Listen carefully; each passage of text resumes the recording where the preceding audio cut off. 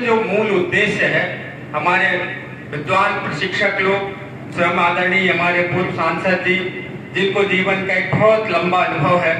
जिनने राजनीति को जीने का काम किया है, राजनीति में जो अनुशासन, जो बेसिक चीज है हमारे आपके जीवन में, उसके साथ जो चलने का काम किया है, हमारे अध्यक्ष जी हैं, वो खुद भी एक अनुशासित व्यक्ति हैं और इसके साथ पार्टी का काम, संगठन का काम, जीवन जीने का काम, हमको आपको प्रेरणादायी काम इनके देखने को मिलते हैं। मेरा कहना है आप सबसे कि ये जो सेवा कांग्रेस सेवा दल है, इसका जो नाम शब्द से जुड़ा है, 1923 में इसकी स्थापना या 24 में इसकी स्थापना हुई और 23 में इसकी स्थापना जब हुई तो ये देश आजाद नहीं था, अंग्रेजों का अधीन देश था। लेकिन कांग्रेस के चिंतकों ने, विद्वानों ने 1885 में कांग्रेस की स्थापना के बाद जब कांग्रेस का संगठन आगे बढ़ा तो ऐसा लगा कि हम लीडरशिप तो डेवलप हो रही है, नेतृत्व करता लोग तो आगे चल रहे हैं कांग्रेस पार्टी में, परंतु कांग्रेस की एक विंग, एक ऐसे लोगों की टोली, टीम होनी चाहिए जिस टोली और टीम के अंदर समर्पण का भाव दिखे,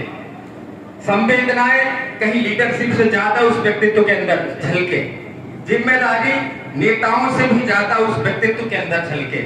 अनुशासन नेताओं से भी बढ़ के हम तैयार करें। तब इसकी धारणा जो मेरे समझ में आती है कि 1923 में जब कांग्रेस सेवा दल की स्थापना हुई तो इसका मूल उद्देश्य था। आज देश के अंदर कहीं भी कोई आपात स्थिति आती है, राजनीतिक दल के लोग बड़े बड़े भाषण देते हैं, वादे करते हैं, घोषणाएं करते हैं, परंतु आप जो सेवा दल के साथी, जिनने सेवा दल का जीवन जिया है, जो प्रशिक्षण प्राप्त किया है, वो तमाम साथी, उन चाहे प्राकृतिक आपदा हो,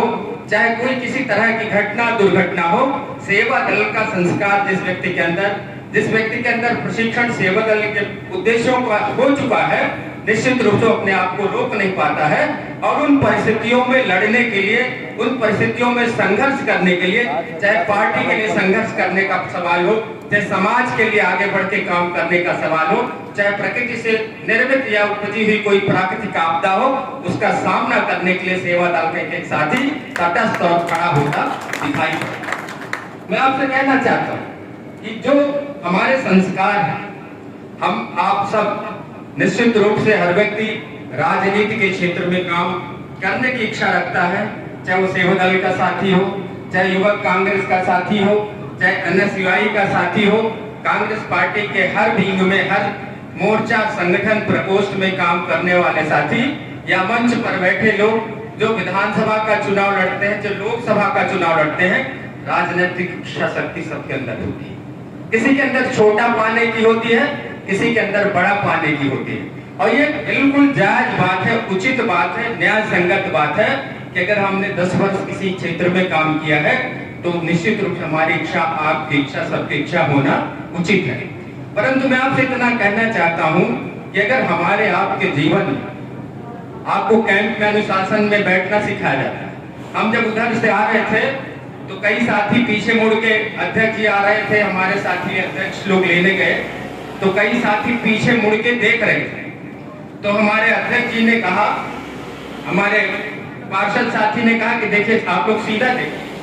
मेरे समझ में आया कि इस कैंप का रूल है कि कोई भी गेस्ट आ रहे हैं तो हम उनका खड़े होकर स्वागत तो करें, परंतु हम अपने अनुशासन में रहकर, अपनी मर्यादा में रह के काम करें। और मैं मित्रों आपसे अपनी बात समाप्त करने से पहले कहना चाहता हूँ कि आप दुनिया के किसी भी क्षेत्र में काम करें,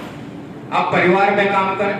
समाज में काम करें, राजनीति में काम करें, नौकरी में काम करें, दुनिया में अगर आपको कहीं भी ऊंचाई को प्राप्त करना है तो जीवन में सबसे बड़ी जरूरत है अनुशासन की। आपके अनुशासन का, आपकी योग्यता का कोई 1 बार, 2 बार, 4 बार परीक्षा कर सकता है, लेकिन मेरा भरोसा है, मैं आपको विश्वास दिला के कहता हूँ कि आपने अगर अनुशासन अपने अंदर ला लिया, आपने बर्दाश्त करने की ताकत अपने अंदर विकसित कर लिया, तो पीछे मुड़ के आगे निकलने वाला व्यक्ति पीछे मुड़ के आपको पकड़ने और आपको जोड़ने की कोशिश करेगा। ये आपके अंदर अनुशासन ताकत है। भगवान राम पैदा हुए दशरथ जी के घर, क्यों गए गुरुकुल? कृष्ण जी पैदा हुए, त्रैलोक्य के स्वामी थे, क्यों गए उन्हें संदीपनी जी के आश्रम में? वेद व्यास के पुत्र थे सुखदेव महाराज, वो परम ज्ञानी थे। वेद व्यास महाराज देवतुल्य थे, लेकिन उन्होंने भगवत गीता के ज्ञान को प्राप्त करने के लिए जनक जी के दरबार पर क्यों भेजा? इसलिए भेजा कि जब वो विद्यार्थी के रूप में जब भगवान राम वशिष्ठ के आश्रम में गए, जब कृष्ण और बलराम संदीपनी जी के आश्रम में गए, जब वेद व्यास के पुत्र सुखदेव जी जनक जी के दरबार पर गए शिक्षा प्राप्त करने, तो उनके अंदर एक विद्यार्थी का गुण पैदा हुआ। और विद्यार्थी के रूप में जब उनने संस्कार हासिल किया, तो निश्चित रूप से दुनिया सलाम करती है, दुनिया उनकी पूजा करती है। मैं अपनी बात समाप्त करूंगा और आप सबसे यही कहना चाहता हूं कि हमारे आपके जीवन में जो अनुशासन है वो यहीं से मिलता है। जब हम बड़ी जगहों पर आपाधापी में फंसते हैं, तो कई बार ऐसा भी देखने को मिलता है कि अनुशासनहीन व्यक्ति कई बार हमसे आपसे आगे निकल जाता है अनुशासित व्यक्ति से। हो सकता है ऐसा, कई बार होता है, परंतु इससे हम आपको अपना धैर्य और धीरज नहीं खोना है। हमको आपको अगर इस प्रशिक्षण शिविर को बनाने के लिए,